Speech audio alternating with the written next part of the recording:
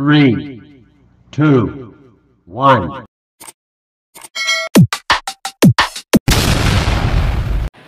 Hello everyone! It's me again, ang inyong kusinerang Ashumera. And for today's video guys, tayo ay mag-unboxing. So, ang ating content ngayon is unboxing serye na naman. Charot! Char! Kasi nga guys, hindi ako nakakapagluto this past few months kasi kabilaan yung bahay na pinagtatrabahuan ko. So, half day dito sa bahay ni Madam, half day sa kabila, ganun. So, ang luto ay hindi kasali sa trabaho ko at this moment. Charot. O, totoo yan. Hindi yan charot. Hindi yan charing. Hindi rin yan chariz. Talagang hindi ako nakakapagluto this past few months kasi hindi siya kasali sa trabaho ko ngayon. So, ang trabaho ko lang is maglinis lang muna. So, ayan, unboxing muna. And, siguro this next day or next week, next month, baka makapag-post na ako guys ng aking mga luto serye. Kasi may mga ine-edit pa ako na hindi lang nabigyan ng time kasi nga gabi na ako nakaka-uwi. So, ayan, without further ado, let's go! Magbukas-bukas tayo. Actually, pabango to na in-order ko sa Shopee. Ang ganda ang ganda ng lalagyan, actually. Hindi ko alam kung mabango siya or hindi. Maganda lang yung lalagyan, yung bottle ng pabango. So nakyutan ako doon, kaya ko siya binili. Hindi dahil mabango siya or na-order ko na before. First time ko to o-orderin, guys. Nakyutan lang ako sa lalagyan. So mura lang naman siya, parang 200 plus each. Dalawang box to yung magkaiba. So, yung isa 3 laman, ang isa 4.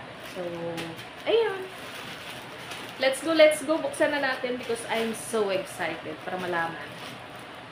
Inuna ko talaga to, ha. Actually, ano na nga siya, guys, eh. May kunit na sa delivery yata. So, ang dami kong mga unboxing serye na yung iba late ko na napopost kasi ano nga, yung tawag dito, busy, hindi na i-edit. Minsan nga yung iba pinupost ko na lang na hindi ko siya naka-edit. Para lang may mai-upload.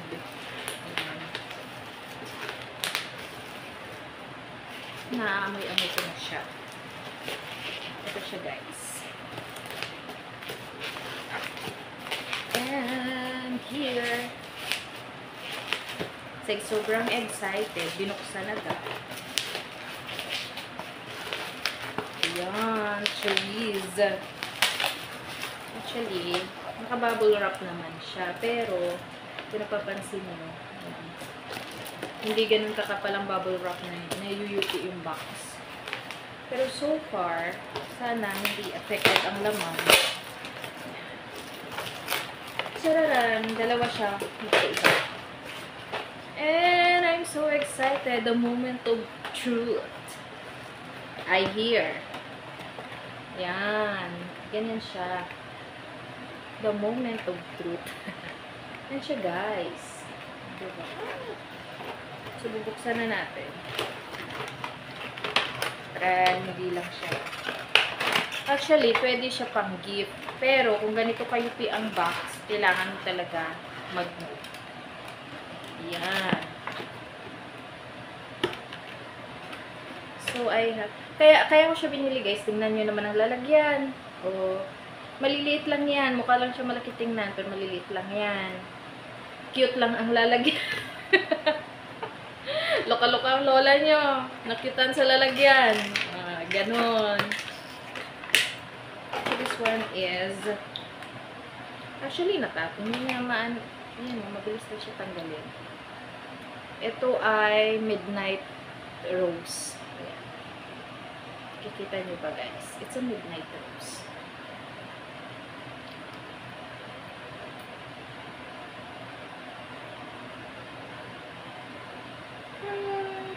Mabango naman. Mabango naman siya, guys. Diba? Cute. Ang hilig ko talaga sa pabango. Pero sa totoo lang, Isa lang naman ang ginagamit ko. Mahilig lang talaga ako mangolekta. Ito, diamond ang lalagyan. So, sorry.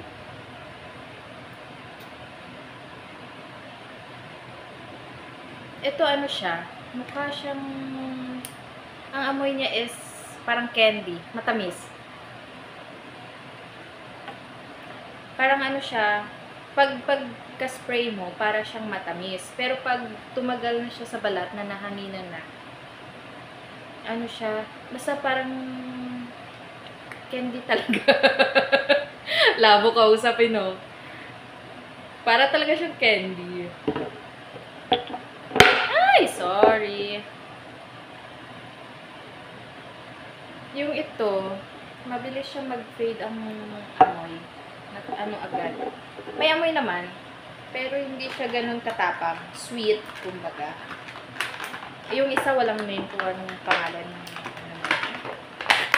Ba ako nagpapakahirap. Ay, ang cute here. At ito ay romantic. Ayan.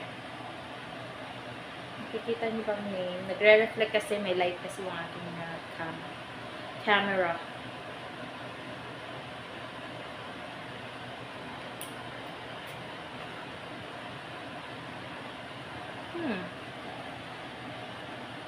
Okay naman. Maano naman siya.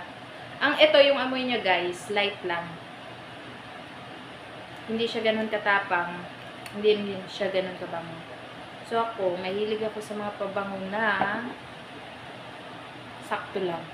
Meron ako mga pabango na long lasting. Parang 4 yata yun. Tapos, ang pinaka-favorite ko dun sa kanila, yung Sweet Seduction. Pure Seduction. Kasi naman, ang amoy niya, long lasting talaga siya, guys. Hanggat hindi mo nalalabhan yung damit, nandun pa rin ang amoy. And this one, wala rin siyang name, pero maganda din ang lalagyan. O, diba? Ganon. Kaya wag na kayo magtaka kung yung pag tinanong nyo ako kung ano pabango ko, hindi ko kayo masagot.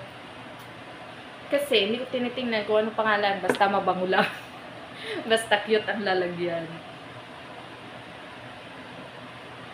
Ito naman, ang amoy niya, parang orange na may halong tubig. Parang ganon.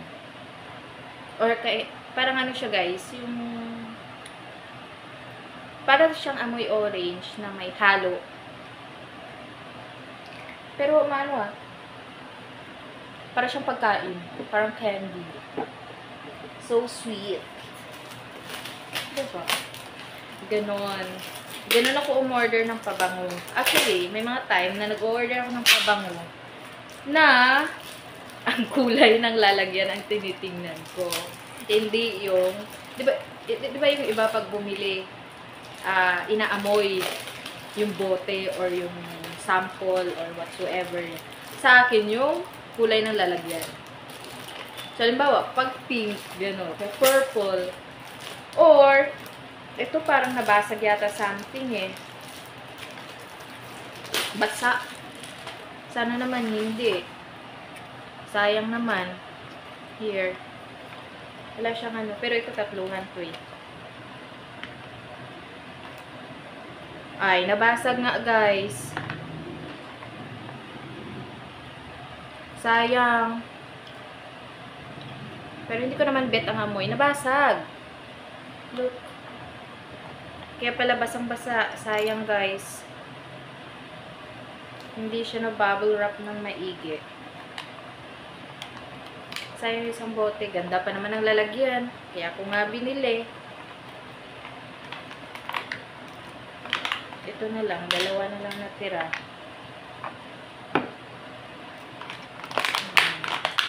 Sabi ko nga ba. Pero it's okay. Tinatamad na ako magbalik kasi mura lang naman siya. Pero parang hindi ko rin bet yung amoy nung nabasag. Ano siya, matapang.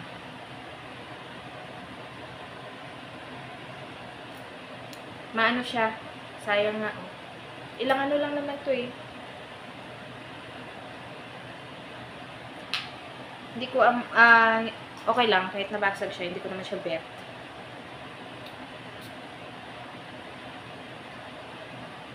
Ito yung amoy niya, parang ano, parang matagal nang nakatago. Matapang, masakit sa ilong pag marami kang na-spray. Ito naman, Jeans Mist. Actually, nag-fade nga yung name niya. O, tingnan mo. Diba? Yan ang ayaw ko sa pag nag-order ng pabango. Hindi siya nasi-secure, nababasag.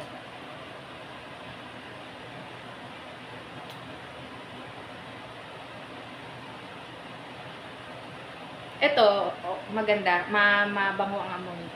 Pero ano lang siya, light lang siya. Sa hindi mahilig, sa matatapang. Maganda siya. Mabango. O, diba? Sabi ko sa inyo eh, mahilig lang ako sa cute na lalagyan. Pero in fairness, basag talaga siya. Ganito yun eh. Here. Ito yung nabasag. Pero sobrang tapang ng ano niya. Sobrang tapang ng amoy niya kasi naaamoy ko siya sa box. And, supposedly, charot. I'm disappointed sa isa kasi nabasag. Yun talagang masisay ko. Pero, the rest is okay. And, thankful ako na yung nabasag, hindi ko bet ang amoy. O, diba? Pero happy pa rin ako kasi ang cute look. Yan, diba? Magtitinda na ako ng pabango, guys. Here. Diba? Ang cute. Ang cute lang ng lalagyan. Ganun ako bumili ng pabango. Tsaka hindi ako masyadong bumibili ng malalaki. Here. And here. Diba? So, meron akong mga pabango talaga na nakatago. Papakita ko sa inyo kung anong mga pabango gamit. So, ayan guys, papakita ko sa inyo ang aking pabango. Here. Chararan! Ganyan siya karami.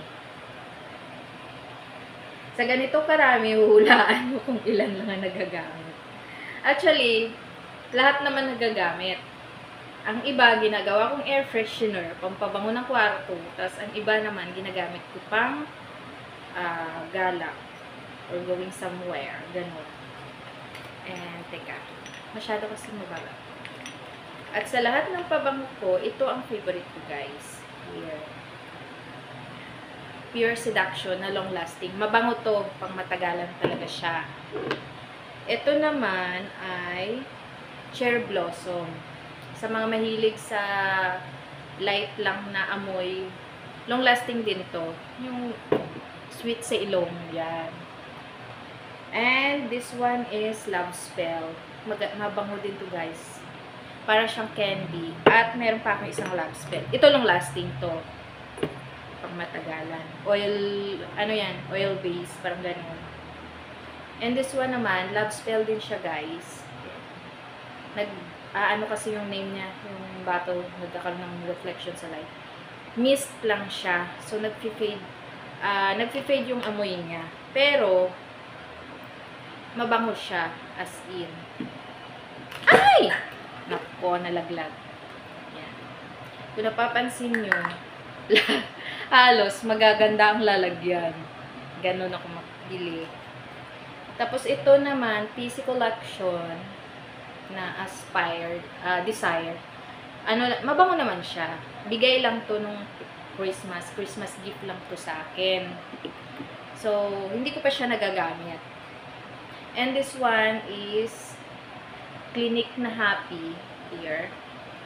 Gift lang din to sa akin. Bigay lang din to. Mabango naman siya. Binigay lang din yan, guys. Pag mga, mga pabango, bigay lang yan.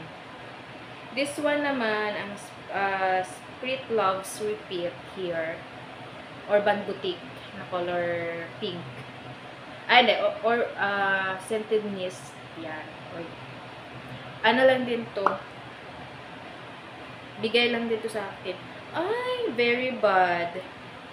Kaya pala kumonti siya, guys. Sa sobrang init, nag-ano siya.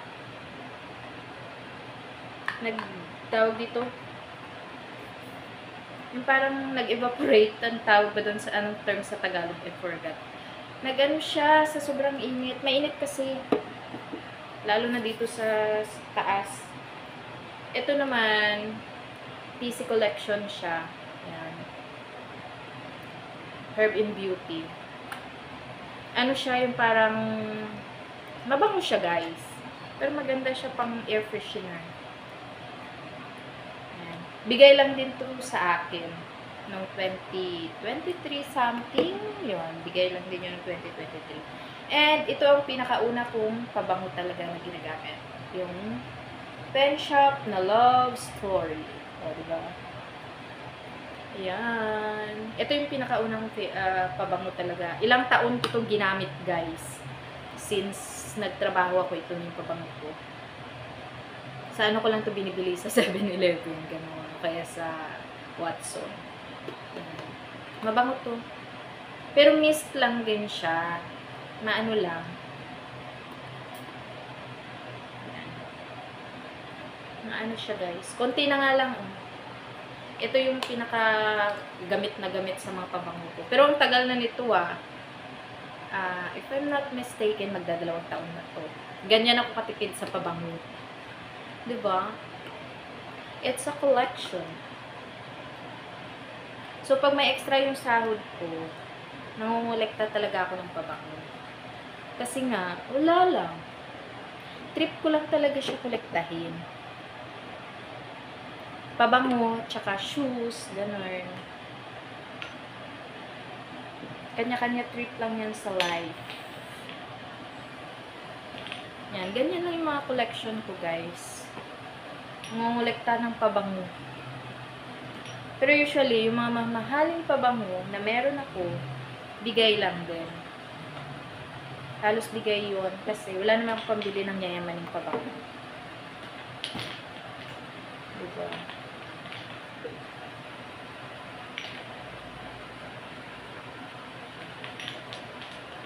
Hindi na siya kasya sa aking lalagyan. OMG.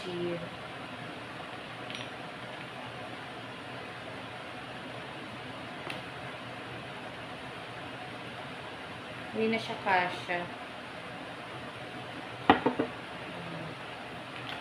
Diba? Here. May collection of pabango. May dalawa na hindi kumasya. So, yan lang guys, ang aking unboxing series for today's video. And, medyo hindi tayo nakakapagluto at this moment kasi busy pa ang host nyo. Pero, don't worry guys. Magbabalik luto rin naman ako one of this day. But not now. Ayan, at wala nang space ang aking pabango. And, it's so sad na may isa na nabasag. Pero, sige lang, i-comment ko lang to sa, sa seller. Ayan, para, di ba, next time maaayos nila yung bubble. Kasi tingnan mo naman ang bubble wrap niya. Guys, isang ganito lang. Oh. Di ba? Siyempre, tapos yung iba putok-putok na. So, sa haba ng biyahe, kasi nanggaling ang parcel sa actually, malapit lang pala eh. Diyan lang sa Quiapo. Diba? Pero kahit na. Satisfied naman ako in everything. Ayan. So, thank you so much guys for watching my videos, my vlogs, my live, and sa lahat po ng mga sumusuporta, sa lahat ng friends, YouTube friends na nandyan parati sa aking mga channel at sa mga lahat ng fans, charot. Sa lahat ng mga sumusuporta sa aking channel. Thank you so much po guys. Hindi ko man kayo lahat maisa-isa, but I'm so thankful na nandyan kayo parati para manood ng aking mga videos, para sumuporta sa aking channel. And, see you next time guys. Hindi ko maipapromise kung kailan ang makakapagluto, makakapag-post ng aking recipes. Pero, hope this month, before mag-end ang month ngayon, makapag-post na ako. And, once again, thank you so much. See you next time, guys. Bye!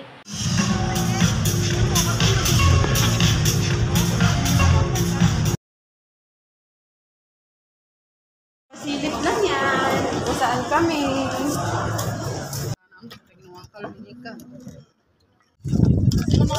Teka, baliktad. Dito kami kasi.